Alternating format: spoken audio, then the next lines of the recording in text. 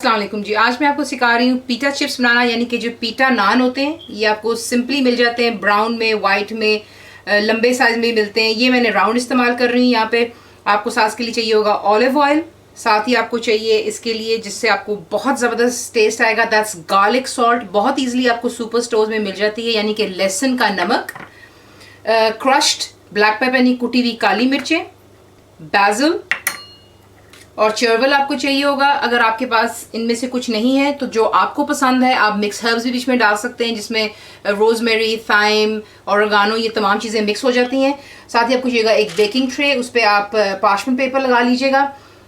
Oven को आपने pre heat कर लेना है 400 Fahrenheit, 200 centigrade, gas mark 6। Pre heat कर लें 15 मिनट पहले, क्योंकि हम इनके पीटा चिप्स बना रहे हैं जो कि हमारे अरबिक डिशेस, यानी कि जिस तरह हम हुम्मस बनाते हैं, ताहीनी बनाते हैं या बाबा गनूश बनाते हैं, उसके साथ में इन्हें खाया जाता है। ये बहुत मज़ेदार लगते हैं, जैसे आप नाचोस खाते हैं वैसे ही हम पीटा चिप्स बना रहे हैं।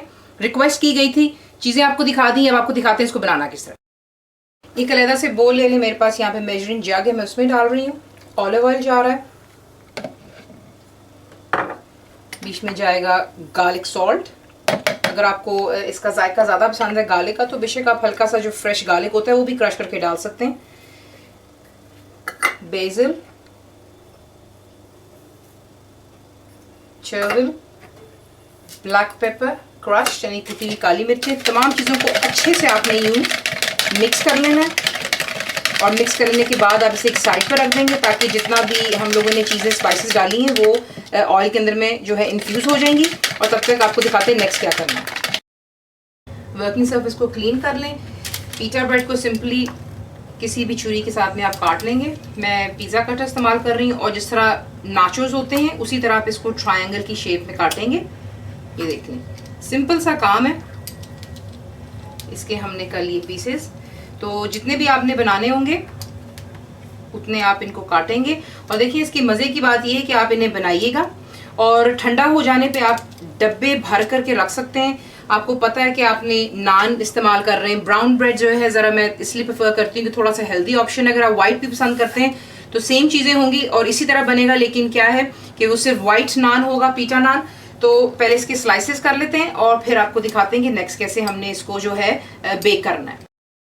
स्लाइसेस करेंगे, उसके बाद आप इसे रखेंगे बेकिंग ट्रे पे। अवन हमारा हो रहा है गर्म और उसके बाद जो हमने यहाँ पे जो इसका टॉप अप बनाया हुआ है ऑयल के साथ में ये डालेंगे। की जाने ये इतना मज़ेदार बनता है कि आप खुद इंजॉय करेंगे।